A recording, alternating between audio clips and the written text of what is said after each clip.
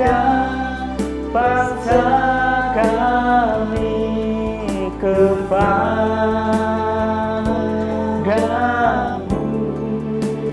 Tuhan, pulihkan, ampunilah bangsa kami, dan pulihkan kembali negeri kami.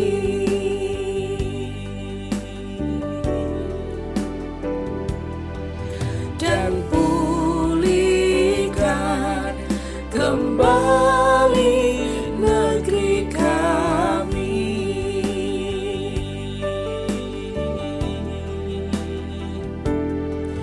Dan pulihkan kembali negeri kami.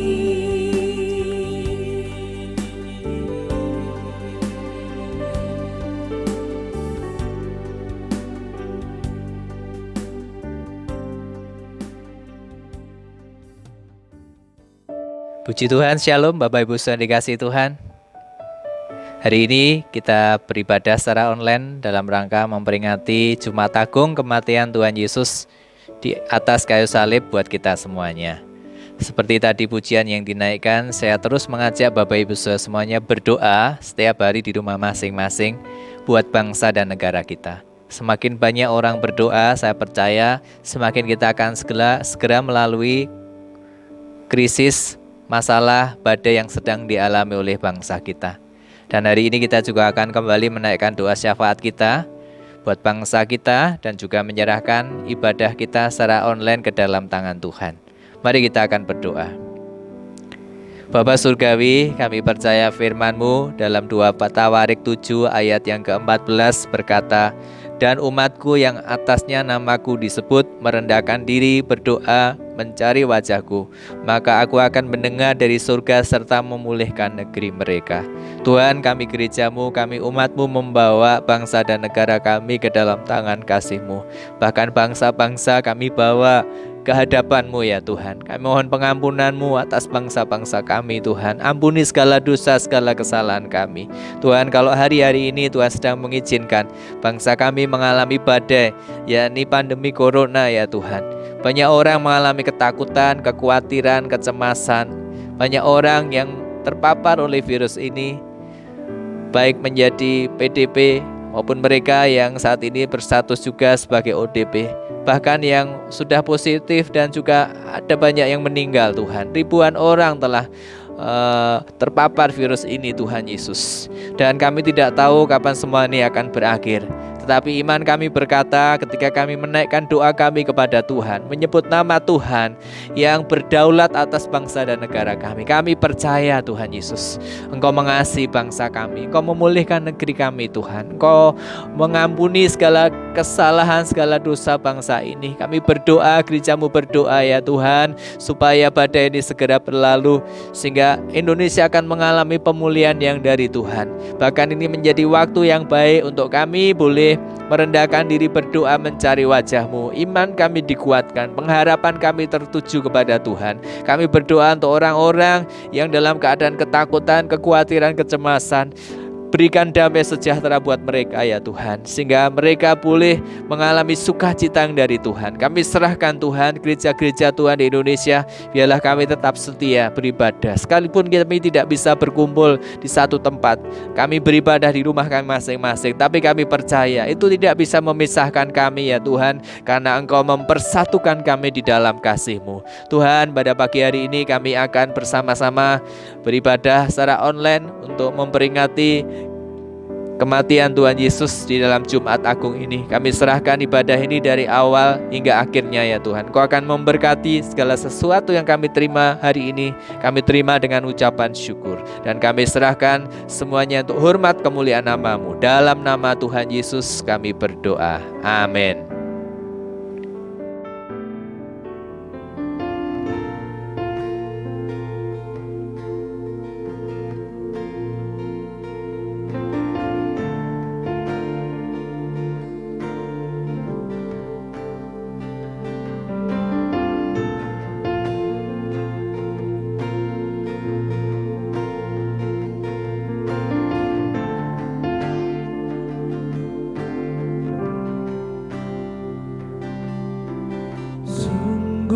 besar kasih setiamu, tiada ternilai pengorbananmu. Kau telah mati disalib karenaku, Kau curahkan darahmu kudus, hapus dosaku dan pelanggaranku, beriku pengampunan. Darahmu Yesus melayakkanku, darahmu Yesus mulia, darahmu Yesus beri kelepasan, darahmu yang berkuasa sekarang selamanya.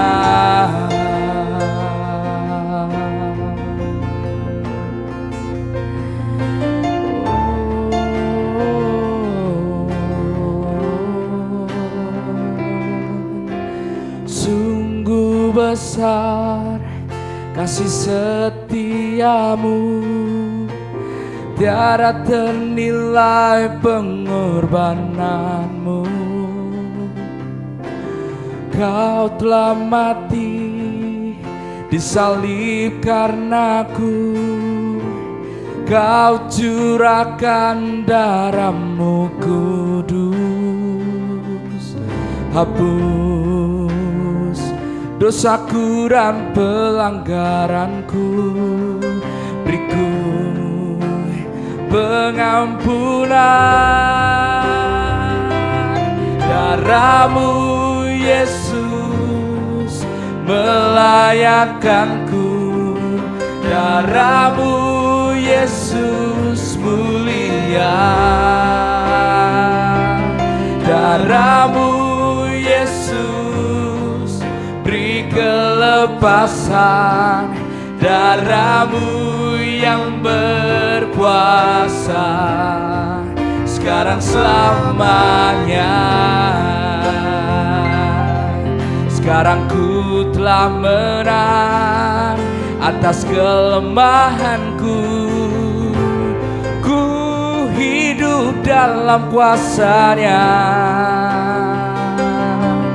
Iblis dikalahkan dalam nama Yesus, darah-Nya berkuasa. Darahmu Yesus melayakkanku, darahmu Yesus mulia,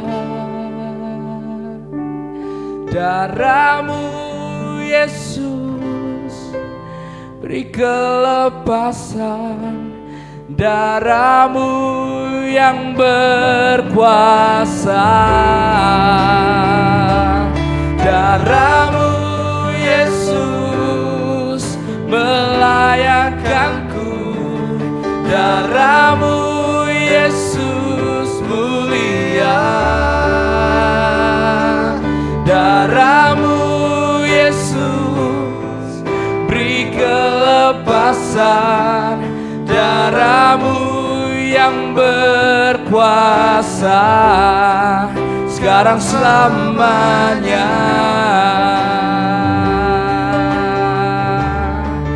Sekarang selamanya. Sekarang selamanya.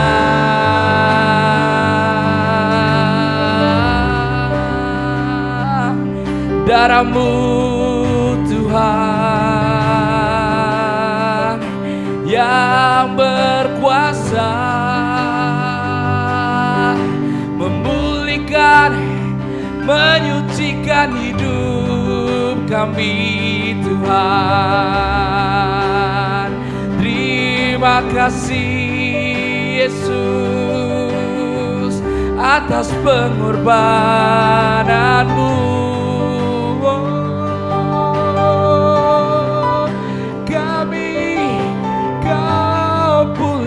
sembuhkan Tuhan, Kau jadikan baru oleh kuasa darah-Mu.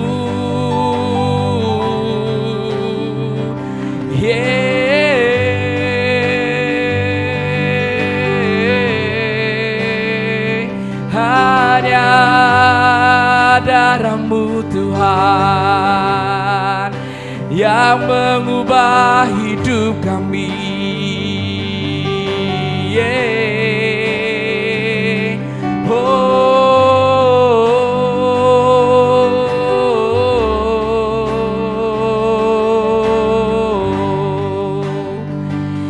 Terima kasih Tuhan.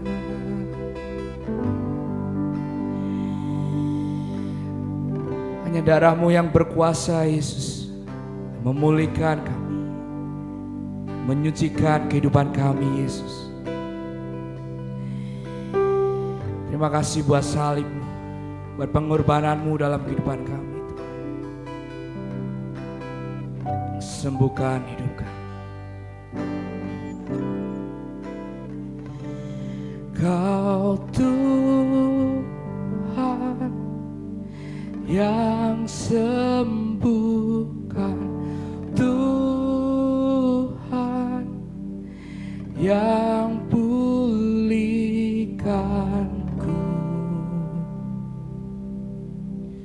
yang bebaskanku.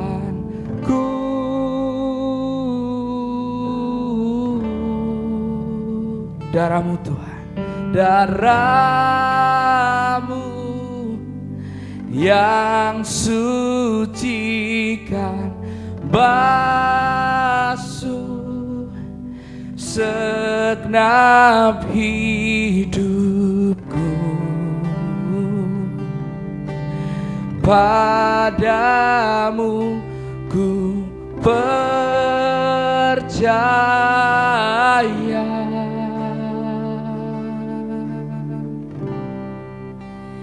melebihi akalku,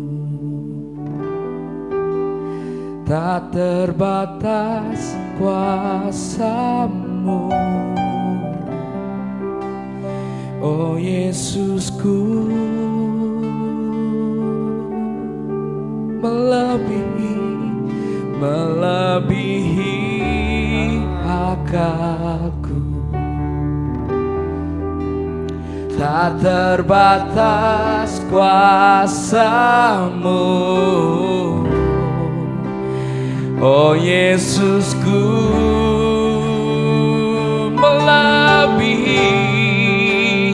melebihi akalku, tak terbatas kuasa-Mu. Oh Yesusku, Kau Tuhan yang sembuhkan, Tuhan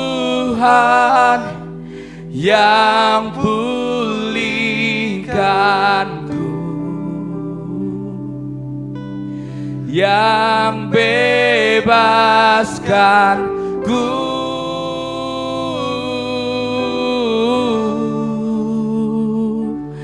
Darah-Mu yang sucikan, basuh segenap hidupku. Padamu ku percaya,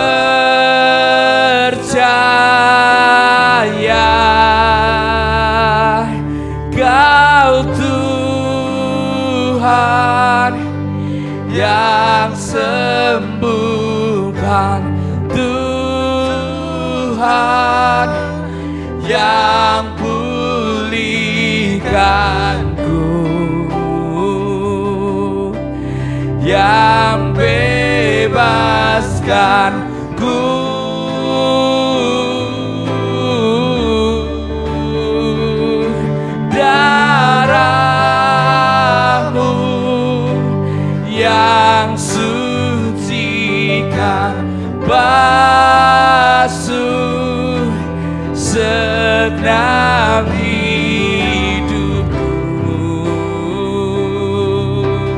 Padamu ku percaya,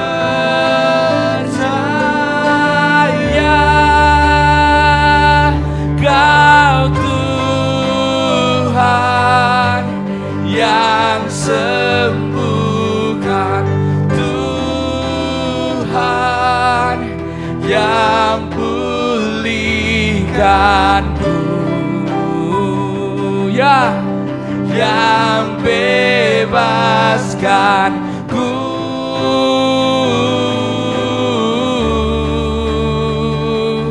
Darah-Mu yang sucikan, basuh segenap hidupku. Padamu ku percaya.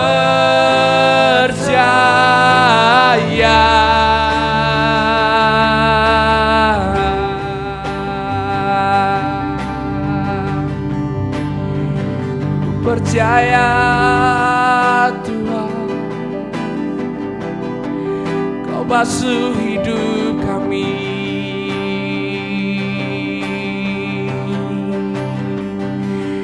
Terbatas kuasa-Mu, Tuhan.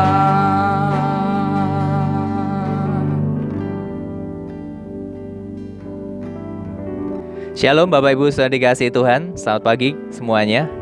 Pagi ini di hari Jumat Agung ini kita akan bersama-sama merenungkan firman Tuhan. Sebelumnya mari kita berdoa terlebih dahulu. Bapa Surgawi, terima kasih. Di hari Jumat Agung ini kami bersama-sama boleh beribadah di rumah masing-masing. Dan saat ini kami akan menerima firman Tuhan. Kau urapi kami supaya firman-Mu boleh memberikan kami kekuatan iman dan boleh memberikan kami pemahaman, semakin mengerti akan karya Tuhan dalam kehidupan kami. Terima kasih Tuhan, dalam nama Tuhan Yesus kami berdoa. Amin. Saudara, pagi ini saya mau share dengan satu tema, My Redeemer, penebusku. Kita akan baca ayat firman Tuhan terlebih dahulu.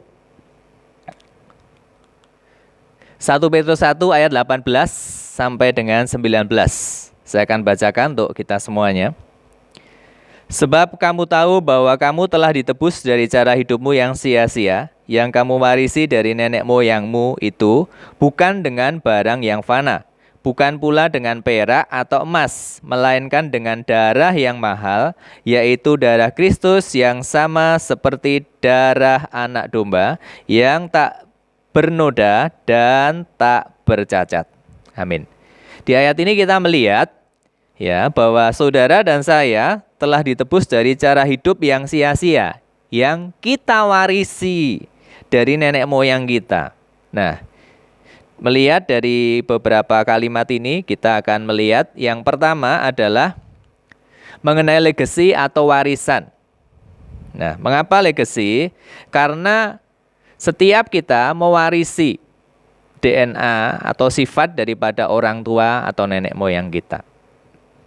Ya, termasuk juga dalam hal dosa. Seseorang pernah bertanya kepada saya, seorang bayi yang lahir, apakah dia kudus, apakah dia tidak berdosa? Maka sesuai dengan kebenaran Alkitab, saya menyampaikan kepadanya, setiap orang yang lahir ke dunia pasti berdosa.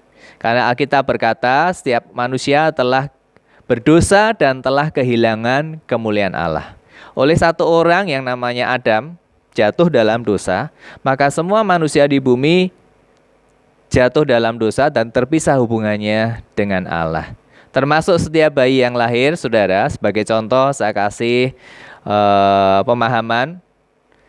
Ketika kita tidak pernah mengajari anak kita berdosa, berbohong, atau mungkin berkelahi, tapi dengan sendirinya dia bisa berbohong atau berkelahi, ya, bisa egois, bisa marah-marah dan sebagainya, padahal tanpa kita ajari. Nah, itu semua membuktikan bahwa ada yang namanya dosa warisan yang diwarisi dari nenek moyangnya.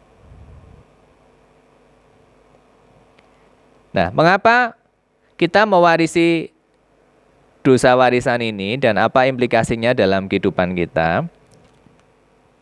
Keluaran 20 ayat yang kelima. Jangan sujud menyembah kepadanya atau beribadah kepadanya. Sebab aku tahu Tuhan Allahmu adalah Allah yang cemburu, yang membalaskan kesalahan bapa kepada anak-anaknya, kepada keturunan yang ketiga dan keempat dari orang-orang yang membenci aku. Jadi di sini jelas lebih lagi bahwa kesalahan dari nenek moyang kita itu ditimpakan kepada keturunannya. Ya, termasuk kalau orang tua kita, kakek nenek kita adalah orang yang berdosa, orang yang bersalah, melakukan sesuatu hal yang tidak berkenan kepada Tuhan, maka akan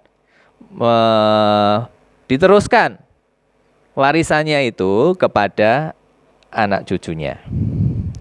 Nah, bahkan di dalam kitab New King James, ya, yang terjemahnya saya Indonesiakan seperti ini, 1 Petrus 1 ayat yang ke-8, mengetahui bahwa Anda tidak ditebus dengan hal-hal yang fana seperti perak atau emas dari perilaku tanpa tujuan yang diterima oleh tradisi dari ayah Anda.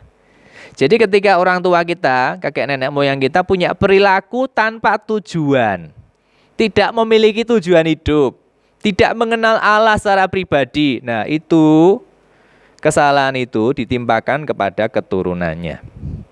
Sudah dikasih Tuhan sebagai pertanyaan buat saudara dan saya pagi hari ini. Kita sebagai orang tua, sebagai pribadi, apa yang kita lakukan itu sangat berdampak kepada anak cucu kita. Mungkin selama ini kita hanya memahami kalau kita melakukan kesalahan, hukuman atas kesalahan kita, konsekuensi atas kesalahan kita, itu hanya ditimpakan kepada kita sendiri. Tapi kebenarannya adalah apa yang kita lakukan sebagai pribadi ketika kita melakukan satu dosa atau kesalahan, itu akan berakibat kepada anak cucu kita.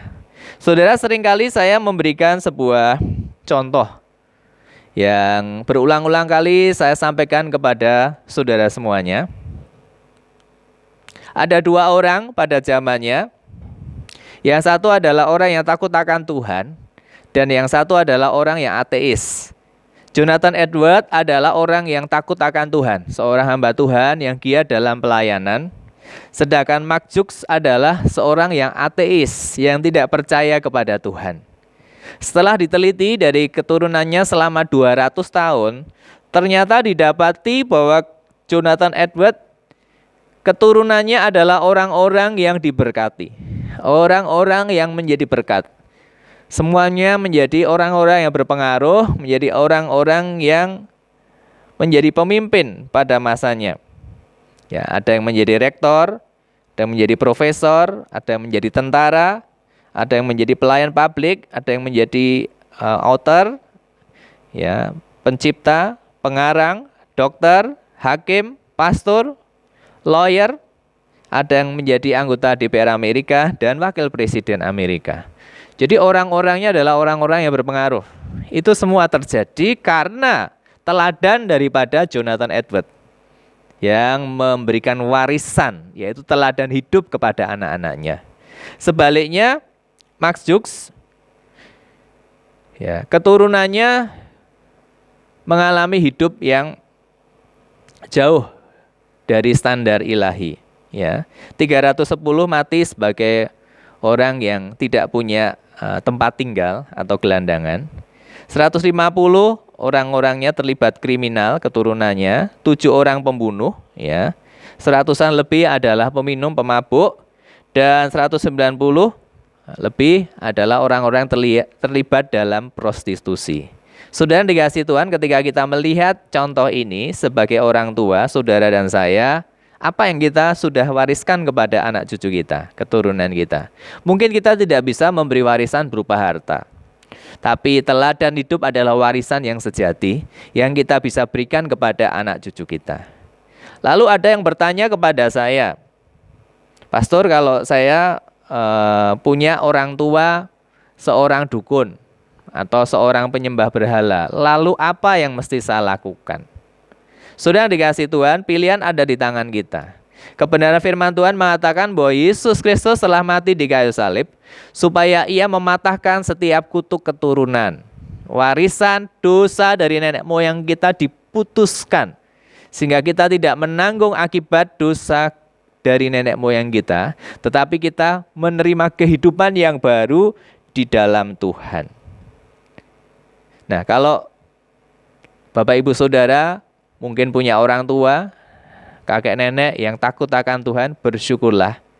Berarti Anda telah menerima warisan yang baik dari pendahulu kita. Tapi kalau saudara mungkin menyadari orang tua Anda, kakek nenek Anda adalah orang yang belum kenal Tuhan, jauh dari Tuhan, sebaiknya Anda datang kepada Tuhan Yesus, menerima Dia sebagai Tuhan dan Juru Selamat, dan dengan iman mematahkan setiap kutuk atas dosa warisan yang diberikan oleh nenek moyang Anda. Yang kedua, kita belajar dari ayat tadi, saudara yang dikasihi Tuhan. Kita mau belajar tentang yang namanya redeemer atau penebusan, redemption atau penebusan, saudara. Nah, kita sudah tidak asing lagi mendengar kata Yesus sebagai penebus. Tapi bagaimana pengertiannya? Apa analogika tentang penebusan itu? Saudara dikasihi Tuhan, ada sebuah kisah terjadi, seorang anak kecil diculik oleh kawanan penjahat. Kemudian disekap, disandra di sebuah gudang. Kawanan penjahat itu menelpon orang tua daripada anak kecil ini. Dia berkata, anakmu ini akan kubunuh, tapi kalau kamu tidak mau anakmu mati, kamu harus transfer ke rekening kami, rekening saya 10 miliar. Saudara sebagai orang tua tentu dia sangat sedih. Ya. Anaknya disandra, dia tidak mau kehilangan anaknya. Kemudian dengan segala daya upaya dia berusaha mencari, mengumpulkan uang supaya bisa menebus anaknya.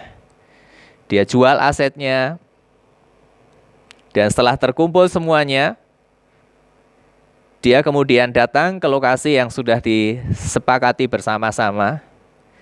Setelah uang diberikan 10 miliar kepada kawanan perampok itu, pada kawanan yang menyandra anaknya, saudara, akhirnya anaknya dibebaskan. Betapa senangnya orang tua itu bisa kembali bersama anaknya, berpelukan, saling menangis, dan sebagainya. Nah, ini bicara tentang penebusan. Anak ini ditebus dengan uang 10 miliar, seperti yang diminta oleh kawanan penculik daripada anaknya ini. Sudah dikasih Tuhan, kalau kita kembalikan di dalam pengertian kehidupan kita sebagai manusia yang berdosa. Saudara dan saya, sebelum kita mengenal Tuhan Yesus, kita ini disandra. Kita ini diikat oleh dosa, oleh iblis. Kita ini menjadi hamba dosa. Nah, siapa yang bisa membebaskan seorang yang disandra ini? Apakah dirinya sendiri bisa membebaskan diri? Diikat dengan sangat kuat. Mungkin tangannya diikat, kedua kakinya diikat, matanya ditutup, ditali, ya, di tiang misalnya, tidak bisa bergerak apa-apa, tidak tahu kemana, saudara yang dikasihi Tuhan. Seorang yang disandra tidak tahu harus berbuat apa. Tetapi yang bisa membebaskan adalah orang di luar sana. Mungkin orang tuanya mungkin, atau mungkin polisi, ya, yang akan membebaskan anak ini dari sandra. Nah, ini kebenaran firman Tuhan yang harus kita pahami. Agama atau kepercayaan di luar sana punya pengertian, punya pemahaman bahwa yang disandra ini melakukan sesuatu dengan perbuatan baik, dengan amal ibadah, dengan segala sesuatu, dengan tujuan untuk membebaskan diri dari sandra dosa. Tapi kenyataannya tidak mungkin, saudara. Karena kehidupannya menjadi hamba dosa, diikat oleh dosa, tidak mungkin dia bisa melepaskan diri. Satu-satunya yang bisa melepaskan diri adalah orang yang dari luar. Dalam hal ini adalah Yesus Kristus. Dia telah menebus saudara dan saya dengan hidupnya sendiri, sehingga kita telah dibayar dengan harga yang mahal, yaitu dengan darah anak domba Allah. Roma 6 ayat 22. Tetapi sekarang setelah kamu dimerdekakan dari dosa dan setelah kamu menjadi hamba Allah, Kamu beroleh buah yang membawa kamu kepada pengudusan, dan sebagai kesudahannya ialah hidup yang kekal. Nah, di sini lebih jelas lagi, saudara dan saya dimerdekakan dari dosa. Siapa yang memerdekakan? Yesus Kristus di atas kayu salib. Dia telah memerdekakan kita dari segala hukuman dosa. Dia telah mematahkan segala ikatan kita yang membelenggu kita. Saudara yang dikasihi Tuhan, inilah pengertian yang sejati tentang penebusan. Kita tidak bisa menebus diri kita sendiri dengan segala usaha dan kebaikan kita. Tetapi Dia yang dari surga datang ke dunia untuk menebus saudara dan saya, supaya kita bukan lagi menjadi hamba dosa, tetapi kita menjadi hamba Allah yang hidup di dalam kebenaran. Nah, yang ketiga, pertanyaannya adalah, mengapa kita ditebus? Ya, mengapa Tuhan memperhatikan kita? Mengapa Tuhan sayang kepada saudara dan saya? Bukankah kita orang yang berdosa, orang yang jauh daripada Tuhan? Orang yang setiap hari selalu melakukan dosa di hadapan Tuhan. Kenapa Tuhan menebus kita? Kenapa Tuhan sayang kepada kita? Ada dua alasan. Yang pertama, Tuhan memandang saudara dan saya adalah pribadi yang sangat berharga di hadapannya. Kita diciptakan segambar dan serupa dengan Allah. Yesaya 43 ayat yang keempat, oleh karena engkau berharga di mataku dan mulia, dan aku ini mengasihi engkau, maka aku memberikan manusia sebagai gantimu, dan bangsa-bangsa sebagai ganti nyawamu. Saudara dan saya dipandang berharga dan mulia di mata Tuhan. Ya. Jadi kalau ada saudara dan saya merasa bahwa saya orang yang tidak berguna, saya orang yang gagal, saya orang yang jatuh bangun dalam dosa, menjadi sampah masyarakat, kabar baiknya adalah hari ini berhenti dari semua pemikiran itu. Karena Tuhan menganggap saudara berharga. Tuhan menganggap saudara mulia. Kita diciptakan segambar dan serupa dengan Allah. Dan biarlah pengertian ini membawa kita untuk menyadari kita diselamatkan karena kasih karunia Allah yang mengasihi saudara dan saya. Bersyukurlah kita dipandang berharga oleh Tuhan. Alasan yang kedua, mengapa kita ditebus oleh Tuhan, yaitu kita dijadikan sahabat Allah. Yohanes 15 ayat yang ke-13 berkata demikian, tidak ada kasih yang lebih besar daripada kasih seorang yang memberikan nyawanya untuk sahabat-sahabatnya. Kalau Tuhan Yesus memberikan nyawanya buat saudara dan saya, itu karena Dia mau jadi sahabat kita. Seorang sahabat mempercayakan semua masalahnya, semua hal-hal pribadinya kepada sahabatnya. Saudara, kalau saudara dan saya punya pergumulan, punya masalah, apapun yang kita alami, kita rasakan, jangan kita simpan sendiri. Mari kita sampaikan kepada sahabat yang sejati kita, kepada Tuhan Yesus kita. Matius 11 ayat 28 berkata, marilah kepadaku semua yang letih lesu dan berbeban berat, aku akan memberikan kelegaan kepadamu. Pikulah kuk yang kupasang dan belajarlah daripadaku, sebab aku lemah lembut dan jiwamu akan mendapat ketenangan. Saudara, apapun yang jadi pergumulan kita hari ini, mari kita serahkan kepada Tuhan. Kita serahkan kepada sahabat kita, yang bukan hanya siap untuk mendengar permohonan kita, tapi sahabat kita telah mau mati buat saudara dan saya, telah menebus kita dari hamba dosa, dijadikan menjadi hamba kebenaran, hamba Allah. Sehingga saudara dan saya, kita dimerdekakan dari segala ikatan dosa. Pagi hari ini dimanapun kita berada, mari kita menyadari bahwa kita hidup, kita menjadi anak Tuhan, itu karena kasih karunia Allah. Bukan karena kebaikan kita, bukan karena kelebihan kita, bukan karena kesalehan kita, bukan karena kekayaan kita, tetapi saudara dan saya dipilih karena Tuhan menganggap saudara dan saya berharga. Dan Tuhan mau menjadi sahabat kita. Dimanapun kita berada, kalau saudara dan saya ada dalam pergumulan, mari kita serahkan pergumulan kita kepada Tuhan. Sudah dikasih Tuhan, pada saat ini kita akan bersama-sama menyiapkan diri untuk menerima perjamuan kudus. Dimanapun kita berada, mari kita menyadari bahwa kita adalah orang yang berdosa. Oleh sebab itu, mari kita minta ampun kepada Tuhan dan mempersilahkan Tuhan menyucikan hati kita, sehingga ketika kita akan menerima perjamuan kudus, yaitu makan roti sebagai lambang daripada tubuh Tuhan Yesus dan minum anggur sebagai lambang dari darah Tuhan Yesus, akan menyucikan kita, akan meneguhkan kita, akan menguatkan iman kita, sehingga kita bisa hidup sesuai dengan rencananya. Saya ingin mengajak semuanya kita berdoa, kita siapkan hati kita masing-masing. Bapa di dalam kerajaan surga, terima kasih ya Tuhan, Kau telah memberikan kepada kami penebus yang sejati, yaitu Yesus Kristus, yang telah menebus kami bukan dengan barang yang fana, bukan dengan emas atau perak, tetapi dengan darah yang mahal, yaitu darah Kristus sendiri yang tidak bercacat celah. Oleh karena Engkau telah menebus kami ya Tuhan, kami sekarang boleh dipulihkan, kembali berharga dan mulia dalam pandangan-Mu dan menjadi sahabat-sahabat-Mu.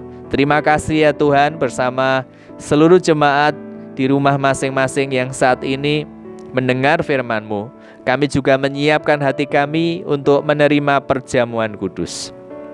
Bapa dalam surga, ampuni segala dosa dan kesalahan kami. Layakkan kami dengan darah-Mu ya Tuhan. Engkau tahu apa yang kami pikirkan, setiap perkataan bahkan sikap laku kami yang tidak berkenan kepadamu. Ampunilah ya Tuhan. Dan biarlah saat ini kami dilayakkan untuk mengambil bagian dalam perjamuan kudus ini. Terima kasih untuk firman-Mu, dan kami akan siap untuk menerima perjamuan kudus ini dalam nama Tuhan Yesus Kristus. Amin. Sudah dikasih Tuhan, mari kita siapkan roti dan anggur di tempat kita masing-masing.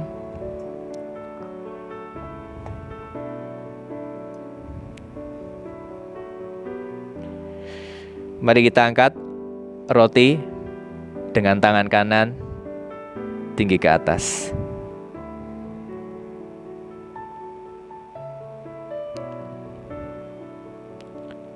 Sudah dikasih oleh Tuhan kita Yesus Kristus, pada malam waktu Tuhan Yesus akan diserahkan, Ia berkata kepada murid-murid untuk membuat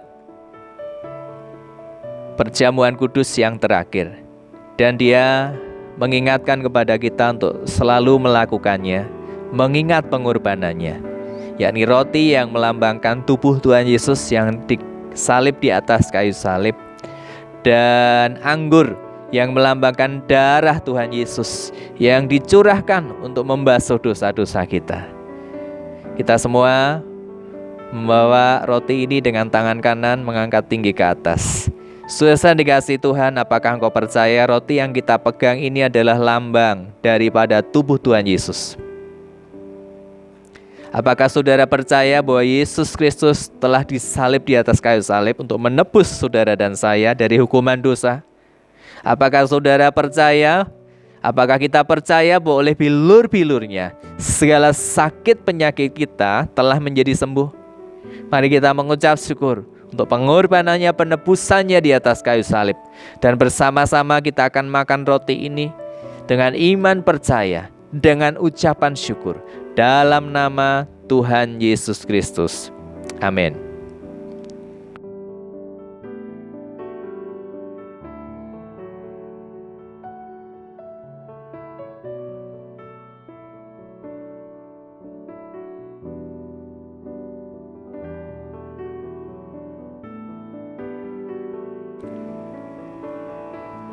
Dan marilah kita pegang cawan dengan tangan kanan tinggi ke atas.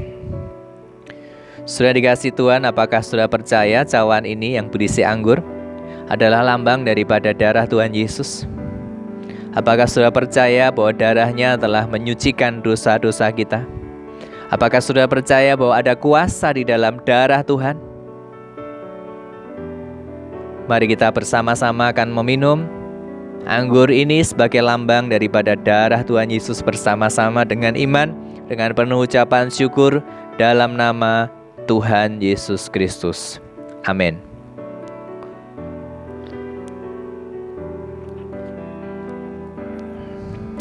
Haleluya. Mari setiap kita naikkan ucapan syukur kepada Tuhan. Bersyukurlah sebab Tuhan itu baik. Terima kasih Tuhan Yesus. Terima kasih Tuhan Yesus. Terima kasih Tuhan Yesus. Terima kasih Tuhan Yesus. Haleluya. Mari kita berdoa. Bapa Surgawi, kami mengucap syukur untuk perjamuan kudus yang telah Tuhan berikan kepada kami. Terima kasih untuk roti dan anggur sebagai lambang daripada tubuh dan darah-Mu sendiri. Iman kami dikuatkan ya Tuhan. Kami boleh dimerdekakan, kami boleh diberikan kehidupan yang baru.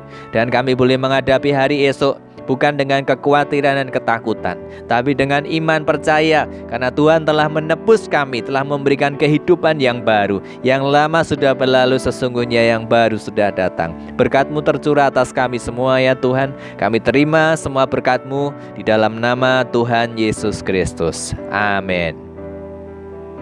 Tuhan memberkati. Haleluya. Saudara, Tuhan sudah begitu baik kepada kita.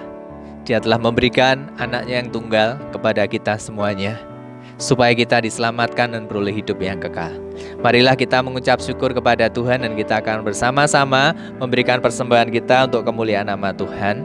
Kita akan persiapkan dua persembahan kita, yang satu untuk persembahan gereja, yang kedua adalah untuk persembahan pembangunan. Ya, kita berikan dengan ucapan syukur, dan mari kita bersama-sama akan berdoa. Bapa dalam surga, kami mengucap syukur kepadamu. Firman-Mu berkata, muliakanlah Tuhan dengan hartamu dan dengan hasil pertama dari segala penghasilanmu. Maka lumbung-lumbungmu akan diisi penuh dan bejana pemerahanmu akan meluap dengan air buah anggurnya. Kami menyerahkan persembahan syukur kami pada hari ini Tuhan. Yang pertama kami berikan adalah hidup kami sebagai persembahan yang hidup. Dan kami juga belajar untuk memberikan kepadamu sebagian dari harta yang Kau percayakan. Kau akan memberkati Tuhan Yesus persembahan yang kami berikan, yakni persembahan syukur ataupun persepuluhan dan juga persembahan pembangunan. Biarlah semuanya akan Kau jadikan menjadi benih yang berkenan di hadapan-Mu ya Tuhan. Kami percaya Kau akan memberkati keluarga kami masing-masing, studi daripada anak-anak-Mu, masa depan kami, pelayanan kami semua kami serahkan padamu. Kami percaya Engkau Tuhan yang memberkati orang-orang yang benar dan orang-orang yang setia kepadamu. Terima kasih Tuhan, terimalah semua persembahan kami dalam nama Tuhan Yesus Kristus. Amin.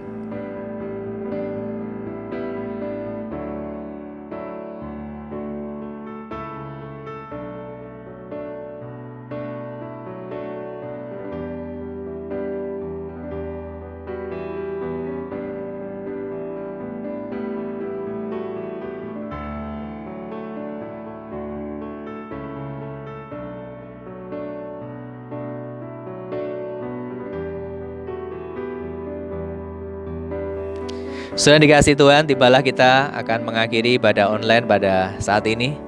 Mari kita persiapkan hati kita untuk menerima segala berkat Tuhan yang terbaik. Angkatlah tanganmu di mana engkau berada saat ini dan terimalah berkat Tuhan. Sudah dikasih oleh Tuhan kita Yesus Kristus. Firman Tuhan berkata, Tuhan Allah memberkati engkau dan melindungi engkau. Tuhan Allah menyinari engkau dengan wajahnya dan memberi engkau kasih karunia. Tuhan Allah menghadapkan wajahnya kepadamu dan memberi engkau damai sejahtera. Jika engkau mendengarkan suara Tuhan Allahmu dan melakukan dengan setia segala perintah yang disampaikannya kepadamu pada hari ini, maka Tuhan Allahmu akan mengangkat engkau di atas segala bangsa di bumi. Diberkatilah engkau pada waktu masuk dan diberkatilah engkau pada waktu keluar. Tuhan akan mengalahkan segala musuh-musuhmu dan menjadikan engkau lebih daripada pemenang. Tuhan akan memberkati lumbung-lumbungmu, memberkati segala usaha dan pekerjaanmu sehingga engkau menjadi berkat bagi bangsa-bangsa. Tuhan Allah akan jadikan engkau menjadi kepala dan bukan jadi ekor. Engkau akan tetap naik dan bukan turun. Diberkatilah keluargamu serta hubunganmu dengan mereka. Rumahmu dipenuhi dengan sukacita, dengan kekudusan, dengan iman, pengharapan dan kasih. Dan kuasa Roh Kudus menyertai engkau dari sekarang sampai Maranatha, Yesus datang yang kedua kali. Dalam berkat nama Tuhan Yesus, semua yang percaya kita katakan amin.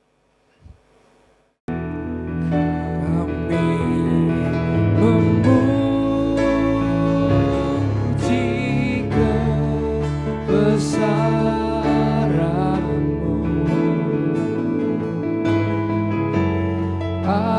Ajaib Tuhan, ajaib Tuhan, kami memuji kebesaran-Mu. Ajaib Tuhan, ajaib Tuhan, ajaib Tuhan, ajaib Tuhan, ajaib